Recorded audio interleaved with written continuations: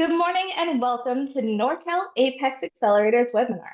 Today, we're going to figure out if a GSA schedule is right for your business. My name is Amanda Anderson. I'm the program coordinator for Norcal APEX Accelerator. And today I'm joined by our fantastic procurement specialist, Joe Moore. But before I pass it off to him for the main content of today's presentation, I would like to let you know a little bit about Norcal APEX Accelerator and how the APEX Accelerator program can help you with government contracting. So the APEX Accelerator program is a nationwide network of centers that provide education and training to businesses just like yours to help you compete in every level of government contracting, whether you're looking at local contracts, state contracts, or federal contracts. With over 96 centers nationwide, all of our centers offer our resources at absolutely no cost to you. We're funded by government agencies to help you learn how to do business with them because they really do want to support your business and in turn be supported by you. But what exactly does the education and training look like? What does assistance at an APEX Accelerator look like? Well, at Norcal APEX Accelerator, we're able to offer our assistance to the 15 Northern California counties you see on your screen. And we offer them through three main pillars of assistance. First, our one-on-one counseling, where once you are registered with us as a client, you can be paired with one of our fantastic procurement specialists, just like Joe Moore, and sit down with them one-on-one over Zoom to figure out really what your next steps are. Whether you're just getting into government contracting and looking to do initial market research to figure out what agencies are really buying your products or services. Or maybe you're a little bit further in. You have your certifications, you're registered in SAM, you're ready to start bidding. They can help you review the solicitations and make sure you're submitting the best bid you possibly can. You can also rely on your counselors for compliance help after you win your first bid, making sure that all your documentation is in order, submitted on time, and accurate. Another great service we offer to our clients through our one-on-one counseling is our custom bid matching software. So this is a software that our program is able to pay for and offer to our clients at absolutely no cost. And what it allows you to do is sit down with your counselor to define criteria. And this criteria is depending on what you're really looking for in a good solicitation. Maybe you can only provide your services in a certain geographic location. That could be a good criteria for you. Or maybe you have a really niche product, and that product name or that industry could be a really good criteria for you.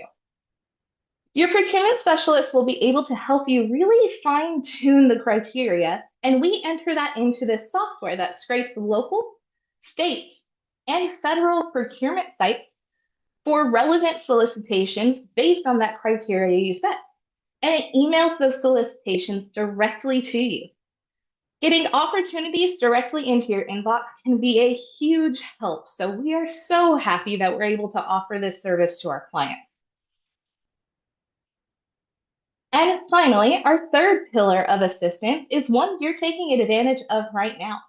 We put on a number of webinars and in-person events throughout the year covering topics like GSA schedules to more introductory things like certification overviews and how to register in SAM. And we even do more complicated topics like going into cybersecurity compliance, which is a huge deal in the federal space right now. In addition to our trainings, we maintain a robust website of resources and links that you can use to benefit any level of government contracting goals.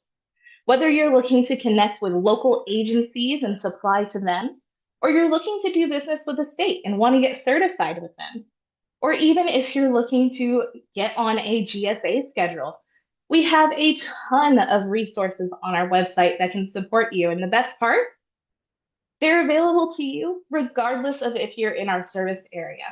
So if you are looking for deep is direct assistance with your government contracting goals, please do sign up for our Norcal APEX Accelerator services. We would be happy to help you.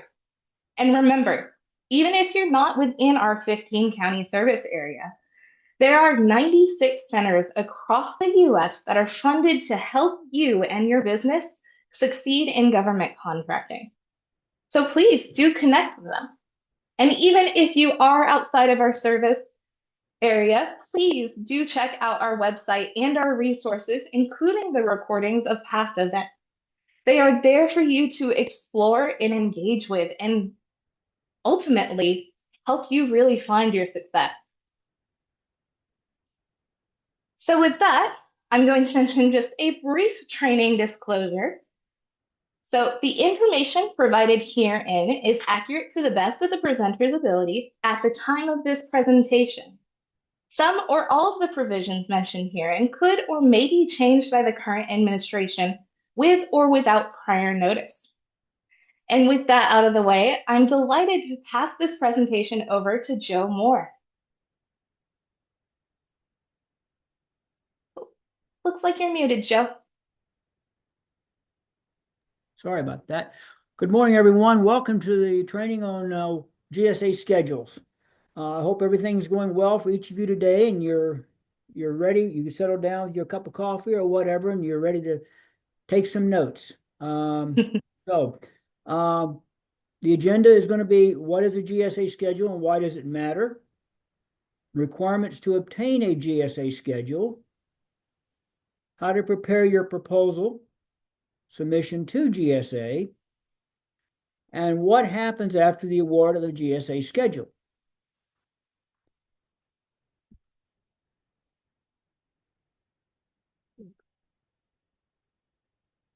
Okay. Presentation format. Basically, I'm not going to make you an expert on the whole GSA schedule process. I'm going to just provide you information that you might need and want to consider as you go forward in your business, in your pursuit of a GSA schedule. Information in this presentation comes directly from the GSA website and its various sections that are contained therein. Some of the slides have references to where that section of information came from. GSA has an extensive library, a document library, and videos to assist you as you move forward. There's other sections of GSA, including GSA eLibrary and GSA Advantage, which I'll speak about a little bit later.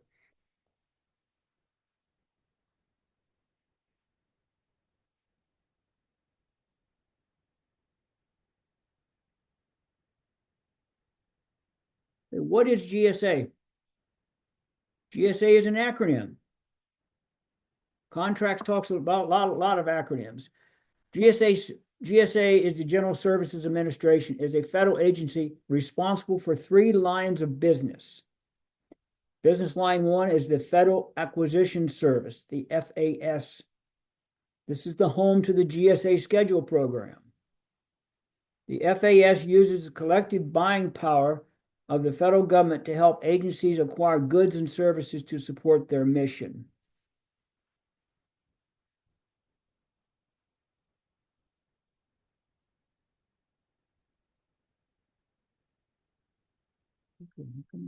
The second line of business is public building services. This is all efforts that support the real estate owned or leased by the federal government, except real estate located on military installations. The third line is the Office of Government-Wide Policy. They provide policy for all government operations plus compliance. And this is the policy they're providing is related to contracting. GSA is currently the lead agency for the revolutionary FAR Acquisition Regulation Overhaul, which is the acronym is RFO, Revolutionary FAR Overhaul. And this information is located on the home page of acquisition.gov up in the top right-hand corner, if you're interested what that might be right now. And this is where all the changes are being implemented from the different executive orders that are related to government contracting. Okay, what is a GSA schedule?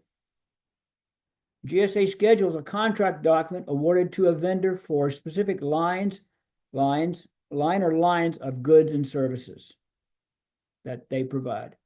The solicitation is issued under a multiple award schedule. This solicitation is always open. It does not have an end date. This is how GSA establishes long-term government-wide contracts with commercial firms that provide supplies, services, and solutions. The current mass number is provided right here. The current refresh number, and when you do go to the solicitation document, you will find a refresh number at the beginning of each document under the links for the documents.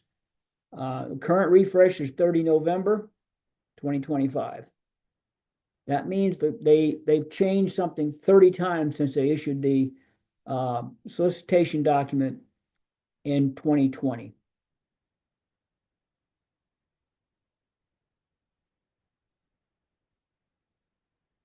Okay, why does it matter to have a GSA schedule?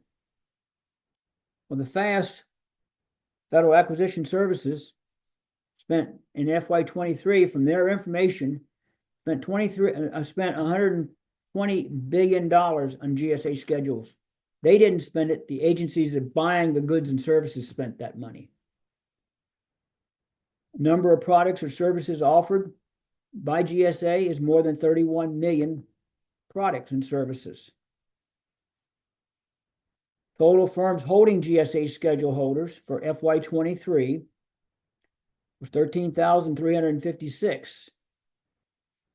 The number of small business firms for the same time frame was 11,298.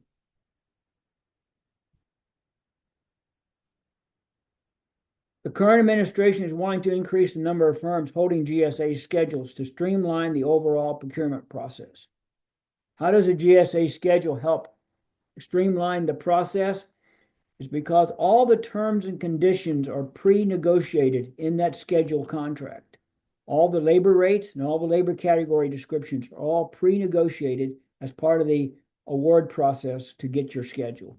So all a contracting officer has to do is send out a solicitation, and all you have to do is provide with your appropriate breakdown of labor categories and anything else they may ask for. But that's how it streamlines it. And once the determination is made, then the contracting officer can make an award off of that GSA schedule, provided the labor rates are fair and reasonable.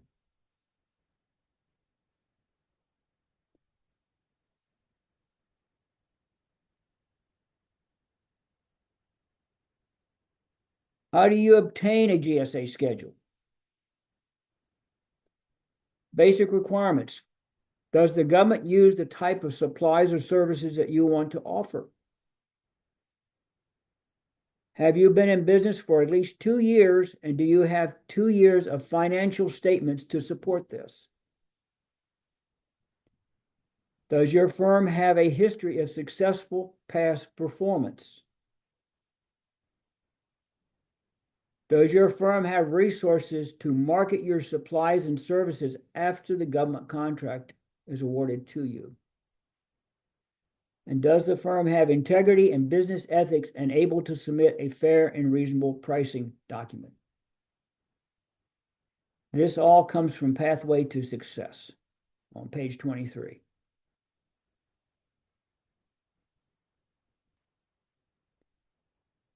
Okay. The roadmap for mass contracts. This applies to all contracts other than ones related to medical. Let me read you this statement here real quick. So if you're in the medical area, mass new offerings roadmap does not apply to Schedule 621-1, Professional and Allied Healthcare Staffing Services. This is a VA schedule. You have to contact VA if you're going to be going after that schedule. And Amanda will put this in the chat box. The phone number is 708-7886-7737. And the email address is helpdesk.ammhinfss@va.gov. Let me repeat that. ammhinfss@va.gov.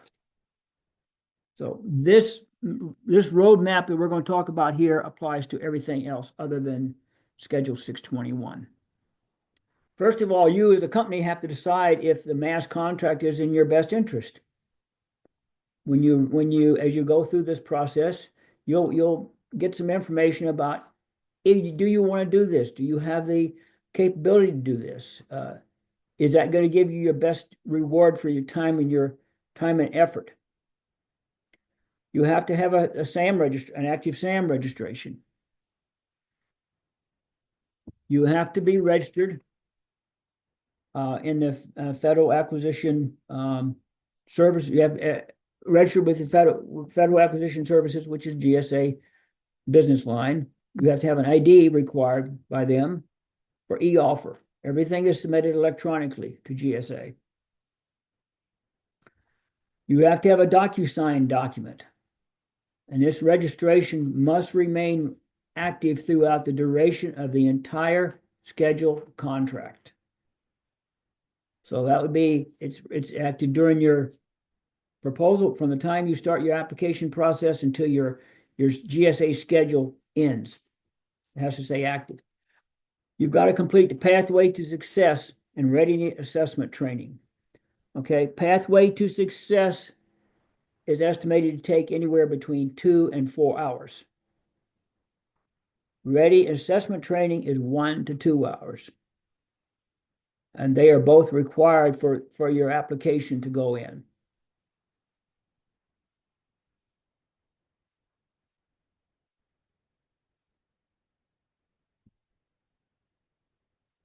You've got to complete Section 889, Prohibition on Certain Telecommunications and Video Surveillance Services and Equipment, and the Trade Service Agreement Act compliance. Item number 7, review of the new offers checklist. The link there is an Excel spreadsheet on the GSA website. This is a critical item. Each item on that spreadsheet must be completed. If not, your application is rejected. It is also listed in some of the language in the GSA instructions as the new offer required documents sheet. Now, the next one is a heavy lift. You've got to read the entire mass solicitation document. And you also got to read the appropriate category attachment. We'll talk about the category attachment in just a few minutes. You have to gather the required documents and submit your offer.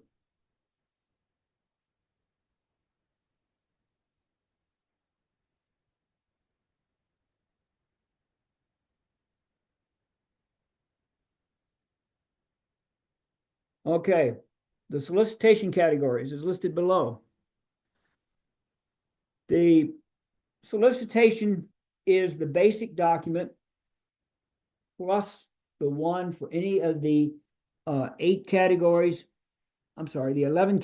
listed below, or number 12 is information technology, which has 8 subsections to it. So you pick a category, you have the basic solicitation document, you have the solicitation category document that you have to respond to. They all go together. That when you're responding to those 2 documents or 3 documents, that is the basis for your solicitation to GSA. Again, this GSA solicitation never has an end date. It's always open. The end date is your submission. Okay.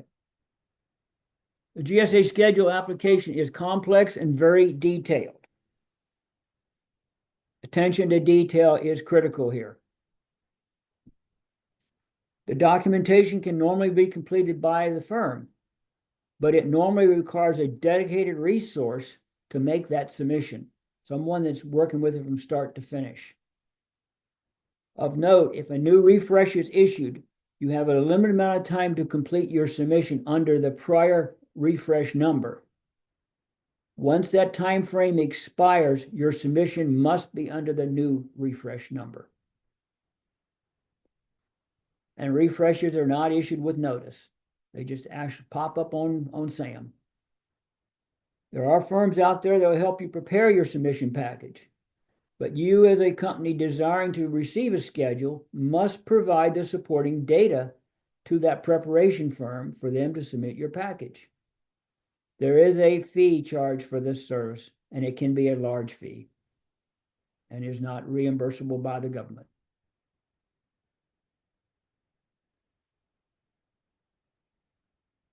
Now, you've gone through the submission process. You've followed everything under the basic guidelines on submitting this package. What now? The award process is going to be a complete detailed verification review of everything that is submitted under the new offer checklist and the required templates for the mass offer. Questions will be directed back to you by the contracting officer, which usually has a short turnaround period for response. Items that are missed or overlooked in the NOC or the RT can be grounds for disapproval. And here's the one note that I want you to make note of. It may take up to 12 months or longer to obtain a GSA award, provided the firm meets all evaluation criteria and has had successful negotiations with GSA.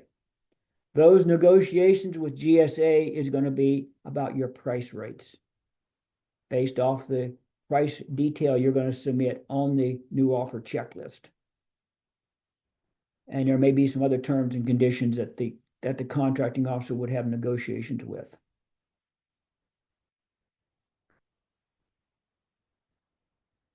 Now, contracting officer makes decision as to which opportunities will be awarded under the mass contract.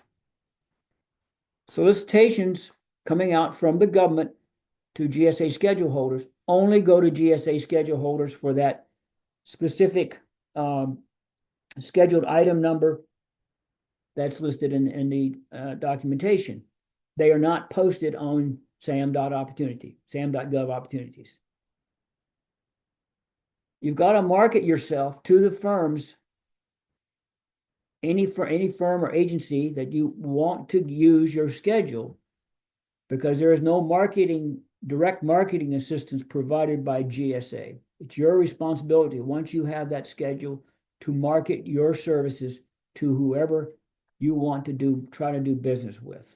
That's why I'm saying you should have a dedicated resource to work this process.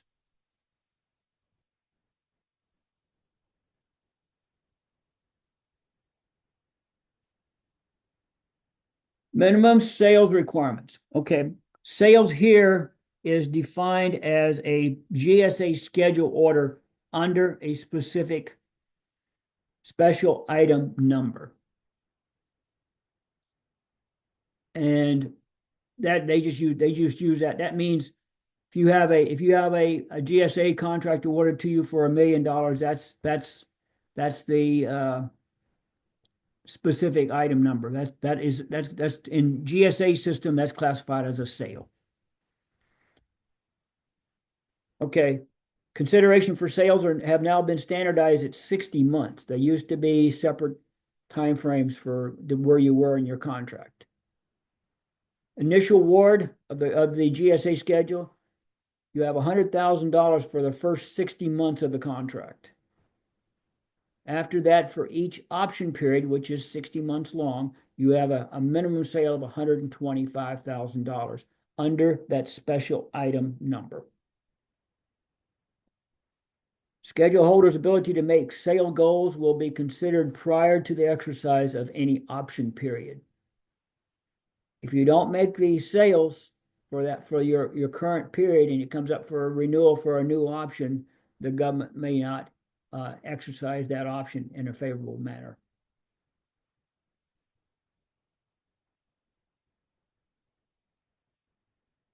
Here's a new one that a lot of companies are interested in is Springboard. Easier access to submit your response to mass solicitations. If the company is more than 2 years old, you qualify for this program if you have fewer than 2 years of corporate experience providing products or services. Specific requirements to meet the financial responsibility documentation and corporate experience evaluation are requirements are in the below reference. Vendors must still meet all other requirements for submission under the mass solicitation, i.e. the mass roadmap.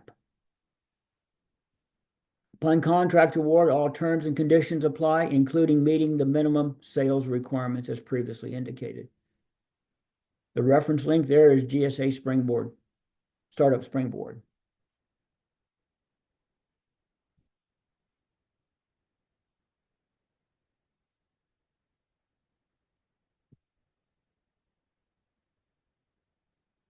Okay, a GSA schedule can be awarded out to 20 years, 1 5-year base period and 3 5-year option periods. Provided all sales requirements for each 60-month period are met and all contractor performance and deliverables have been acceptable. This schedule does have the ability for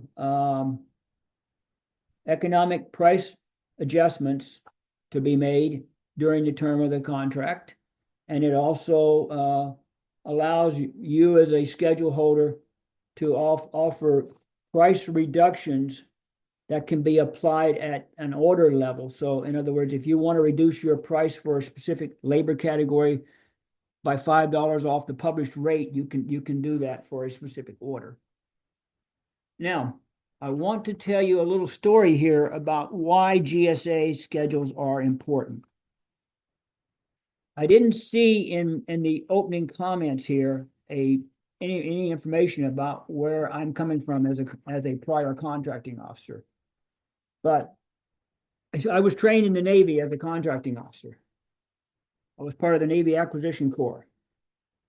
I have been in civil service as a contracting officer. And the story I'm going to tell you right now about GSA schedules comes from my civil service time. When I was a contracting officer, I used GSA contracts a number of times to make expedited contract awards because of the ease of making that contract award once I received a proposal from a vendor. While I was working with the National Archives and Records Administration in College Park, Maryland, as one of the 2 IT contracting officers, we both were tasked in late 2010 to fully support the release of the 1940 census data. By federal law, this is released 72 years and on a specific date after each closing date of the collection period. The 1940 census data was released on April 2nd, 2012. In order to accomplish this task, we had to complete massive internal equipment changes and system upgrades to enhance both our internal and the public-facing network. We did all this work mostly with GSA schedule holders because of ease of awarding the contract. We spent millions and millions of dollars with hundreds of schedule holders. I can't remember the exact breakdown as to what it was since that was more than 10 years ago. But it was massive. We had massive schedules that we put out. We went out and we defined what we need. We found the companies that were on schedule to do it. We gave them a request for proposal. They came back with a price. We issued the schedule, and then they went on, and we worked with all of them to make sure everything came together. I don't remember the number of external hits we had on the day that the census was released. I do remember, though, that probably within 4 hours of our release time, our system crashed because it could not handle the volume of hits coming in for people trying to request the data. We had to go back. We did get it back up. We had to go back out and restrict our input coming into the system at that time. But I know it was in the million. I know it was in the millions of hits. That data, 1940 census data, is still available at NARA today. Just for your information, the 1950 census was released on April 1st, 2022. Again, after the 72 period in which the information was obtained. Now, I would like to ask Amanda to take over and start collecting some questions for us, and we can see what's going on. I see we got a few people in chat. We have about 46 participants, which is great. There's 23 notes in chat, so I'm gonna let Amanda handle. Let Amanda handle those. Okay. One additional thing that just came up recently. That's an add-on. I'll get there in a second. January 5th, 2026, GSA added a new cybersecurity requirement for controlled unclassified information, CUI, for current schedule holders.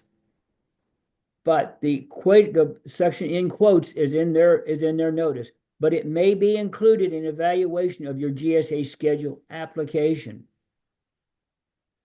GSA can begin applying the framework of the new contracts immediately with no grace period and no phase-in time frame specified. So, and that the link on that website is goes to a dot. Hang on, I'll give you that link. Amanda will put this in the notes also. The link is CIO-IT security-21-112 revision 1.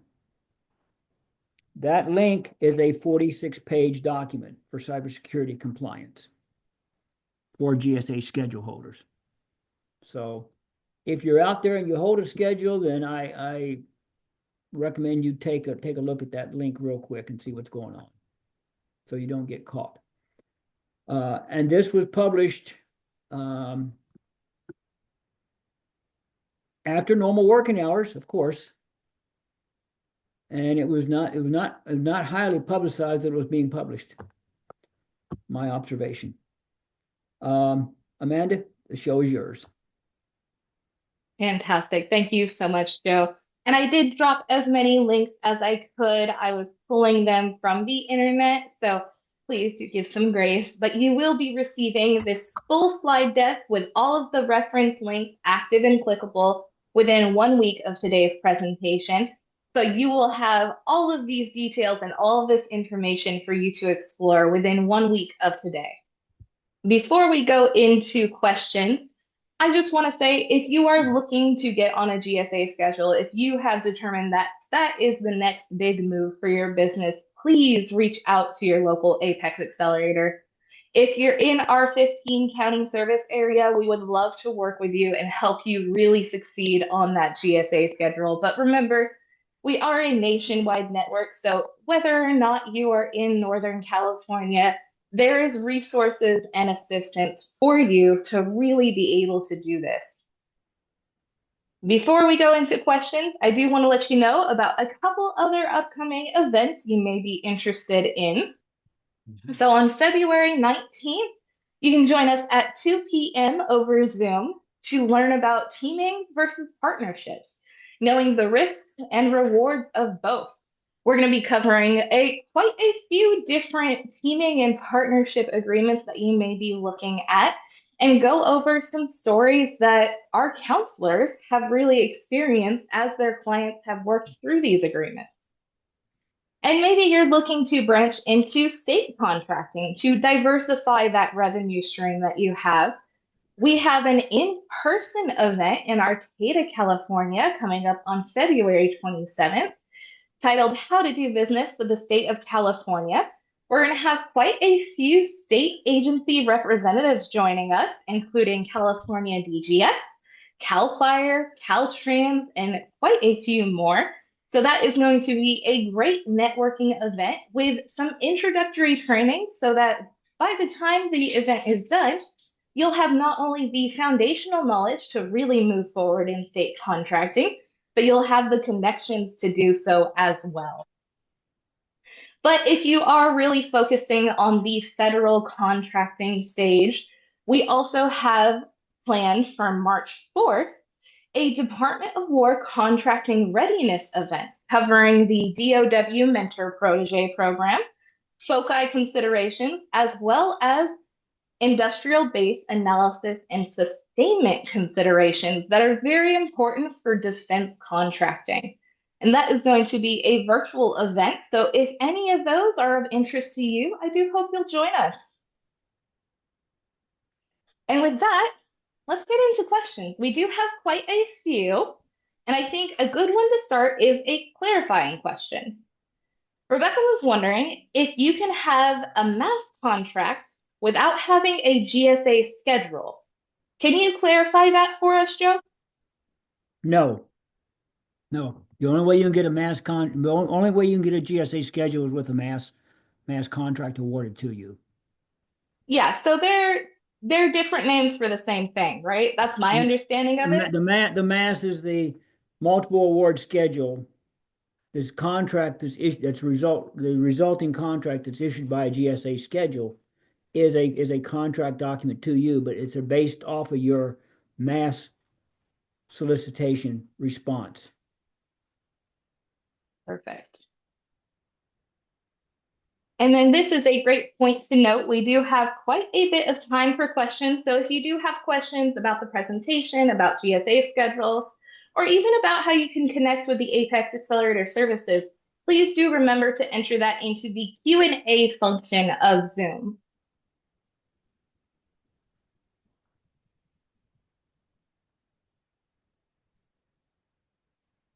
All right.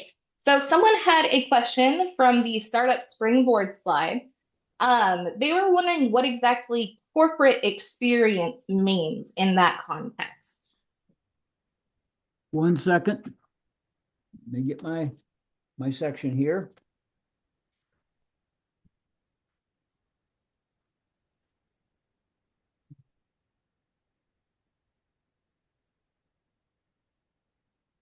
Okay, from the GSA guidelines on Springboard, it's under other requirements and exceptions.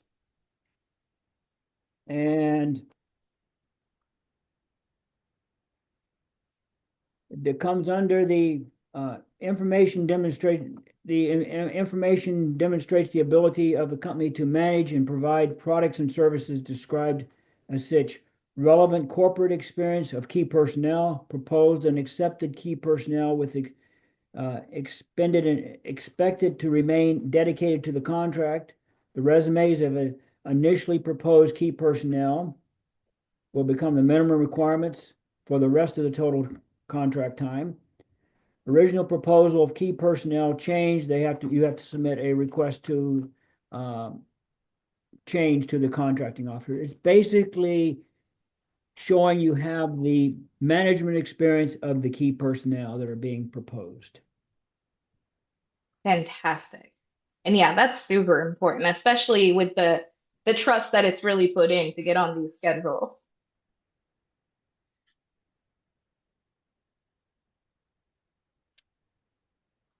Awesome. And then someone else was wondering if there's an area in the application process to include past performance history.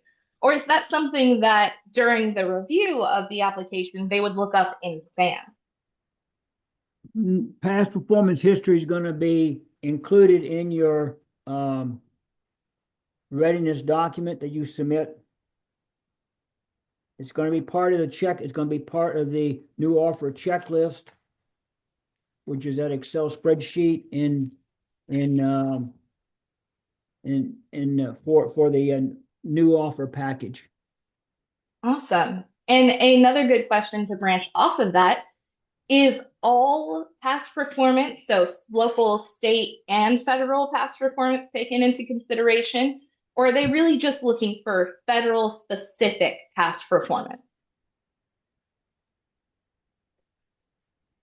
That's a question I really can't answer with a real positive note right now because I've seen a potential new change to the regulations as to where they're going to allow more commercial experience to be presented. But I haven't seen that final regulation change yet. But right now it is performance in the area that you're going after. It can be something other than federal government work. But it's better if you have federal government work, that's better to put in there. But what I'm trying to say is you can put it in there, but the proposed regulation change will allow more acceptability of other past performance. Yeah, and just to test comprehension, for example, if you offer moving services like office and furniture moving services, you would want to include local, state, and state contracts as well as federal contracts related to moving services, Yes. but maybe not related to notary services. Well, yes. Awesome.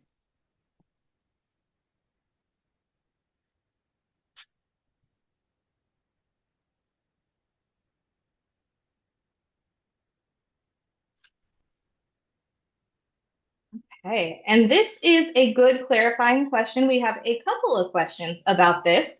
I Okay. think a good place to start is folks are wondering if a CMAS schedule is related to the mass schedule that we're talking about today. And CMAS is the California Multiple Award Schedule. So, Joe, do those correlate or interact in any way? This under the CMAS program, you're using a established GSA schedule that's issued by the federal government to a firm for you to use. You have permission from the um, Office of General Services to use that schedule as your pricing and terms and conditions. But it's the basic schedule is a GSA schedule issued by the federal government. Okay. And so, is there an option to only apply for a CMAS and not get a GMAS? Yes, yes, but it's only it's the CMAS is only for the state of California opportunities, not federal. Perfect. Is that clear? Yes. Okay, and then but if so you've been given permission by Office of General Services to use somebody else's schedule that's related that's in that CMAS program. You use that schedule to submit your proposal to the state of California using that schedule's terms and condition and pricing, and then the state of California can award you a contract quicker because all the terms and conditions and the pricing is all preset under that CMAS. Awesome. And yeah, that's really good clarification because for the majority, state and federal contracting really doesn't come into play together. Right. And then we have a couple questions regarding the cybersecurity requirements. And so we'll go into those. Someone was wondering if the GSA cybersecurity requirements are actually CMMC certification. Is it that certification that they need? I don't think so. from my reading of that document that I gave you a reference on, I don't think it's the CMMC process. A lot of people were flagging it as similar though. So would that kind of be a good framework to start with, is maybe implement CMMC level one, but maybe you don't need the full certification? Or are there more guidelines on what cybersecurity requirements are actually required? The only guidelines the GSA has published is that one document so far. And Okay. that, again, that came out in January. Um, the I would still go ahead and work for your level one because some of those may roll into that GSA requirement. Right now, it's GSA, it's only mandatory for existing GSA schedule holders. But the caveat is they may put that in the evaluation criteria for new people coming in. Fantastic. And we don't know if that's going to happen or not. Yeah. And CMMC is still a developing thing. Like it's Oh still in the yeah. process of being implemented, right? It's been implemented by the Department of Defense, Department of War. It has not been implemented by other federal agencies yet Okay. as a hard requirement. Yeah.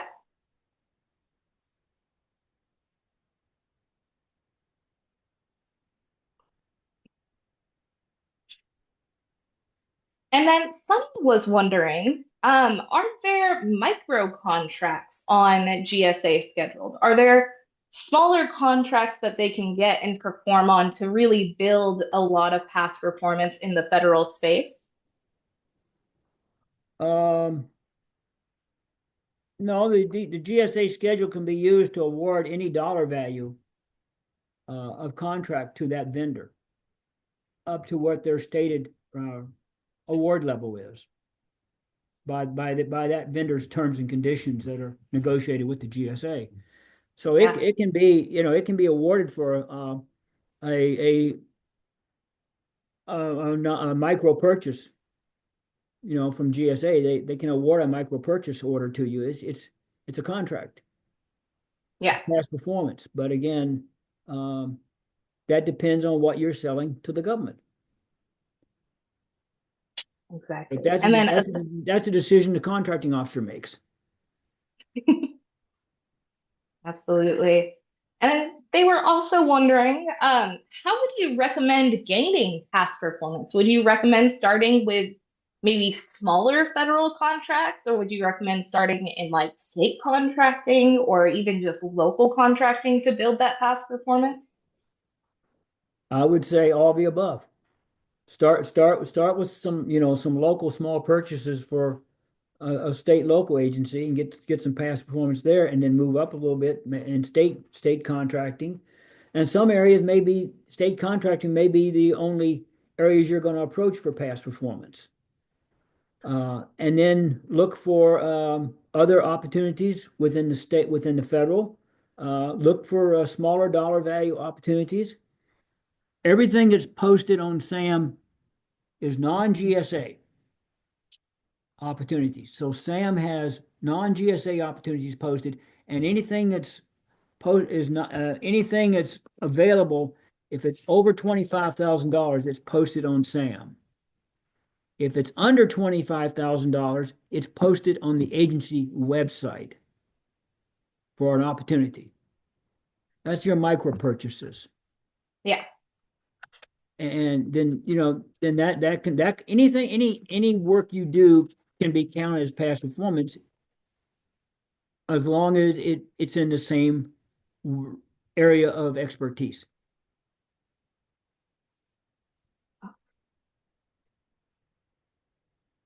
yeah. So the next You got some question good questions is, here.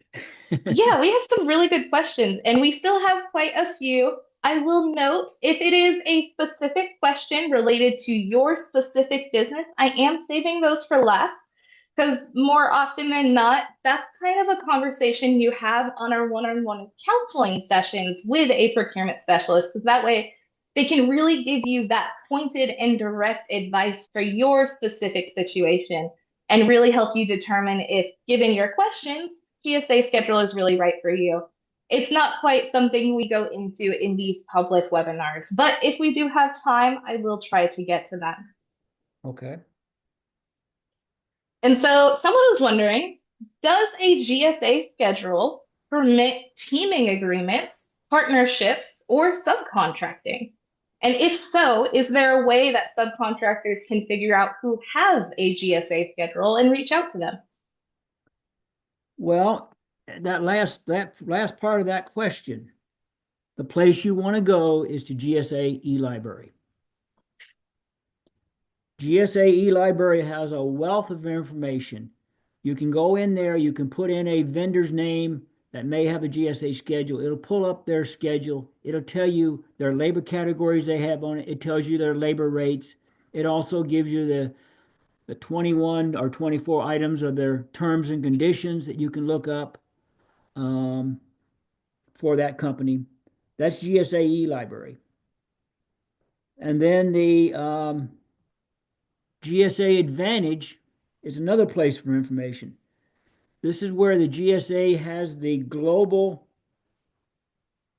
supply catalog of items that are on GSA schedules. And the GSA Advantage has a customer marketing library service, which is a digital only, but it gives you information as to how to market your GSA schedule as part of the training. The other place you might want to look to maybe find an opportunity is look at the SBA Small Business Search. The SBA Small Business Search is the replacement for the old Dynamic Small Business Search website. And that will provide you, you go in there. I haven't had success doing it because I don't have an account, but if you have an account, you go in and you can find vendors information about what they sell and do they have a GSA schedule.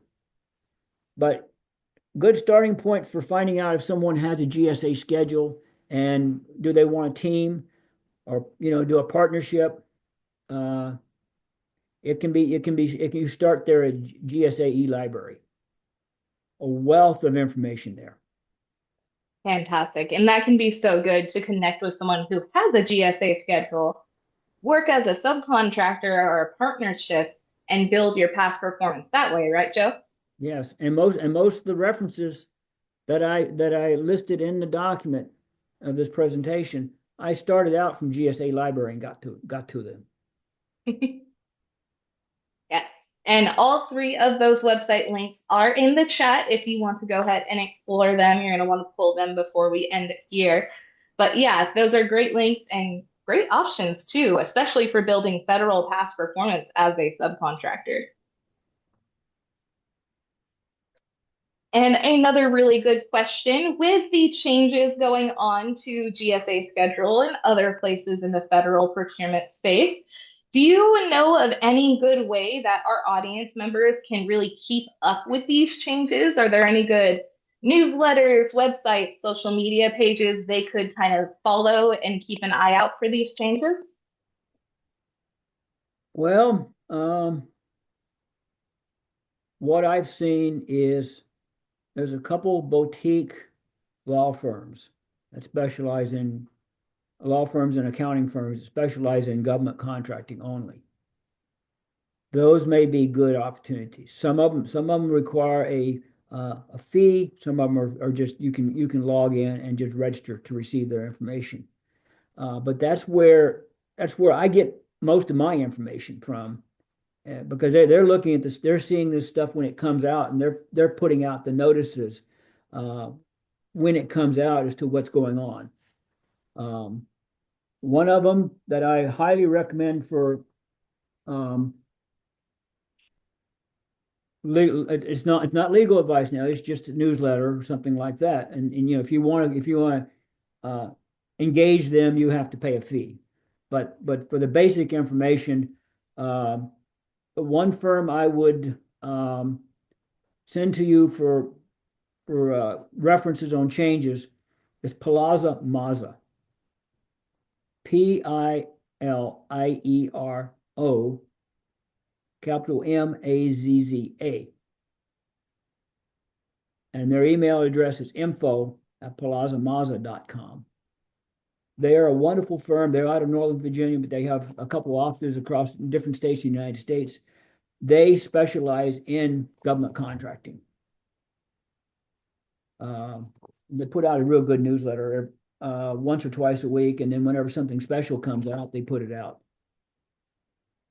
Absolutely. And And I then do there's believe the newsletter is free to join, so that's a great way to stay up to date. yeah, there is a firm out of San Diego. I can't remember their name right now, but if you want to send me an email, I can get it for you, or I can send it to Amanda. But they specialize in accounting for government contracts. How to prepare your indirect cost and your overhead and all that information. And they specialize in government contracting. They do have a newsletter, but there is an engagement fee for that newsletter. But the firm is a CPA, and that's all they do is government contracting. Absolutely. And just really quick, because this is recorded, it is not sponsored by either of those, nor are we saying that you should absolutely put out money for their services. That is a decision you can make. Most These are definitely. just great resources that you can kind of find and utilize. And I think another great resource is social media as well. A lot of government agencies on every level have a social media page and will post about these updates and regulations. So that can be really great, as well as following your local Apex Accelerator or even just following us. We post every single week, at least 2 to 3 times a week, about both our events and what's going on with our program, but contracting updates as well. And that is at absolutely no cost to you.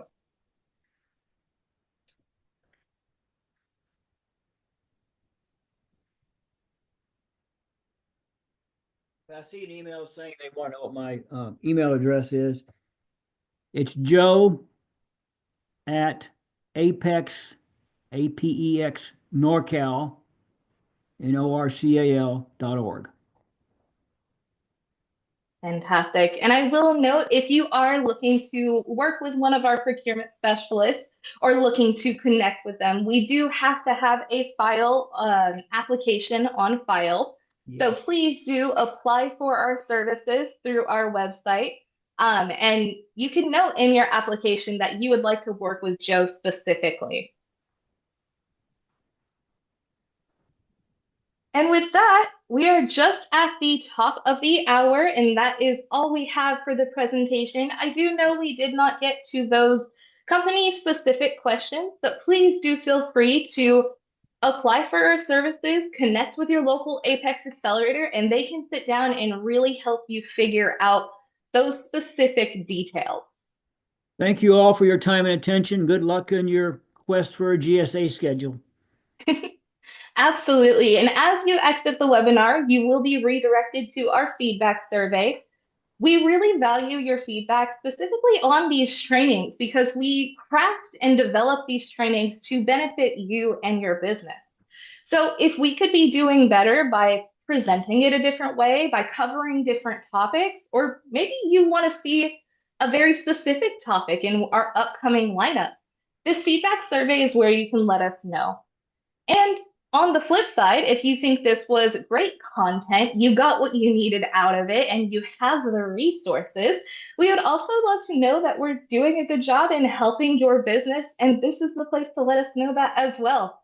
It is a very brief survey and can be answered anonymously. So if you have a moment, we always appreciate your feedback because that's truly what helps us make better and better trainings for you and your business. And so, with that, I would like to thank you all one last time for joining us. And I hope you all have a wonderful rest of your day. Goodbye. Bye, everybody.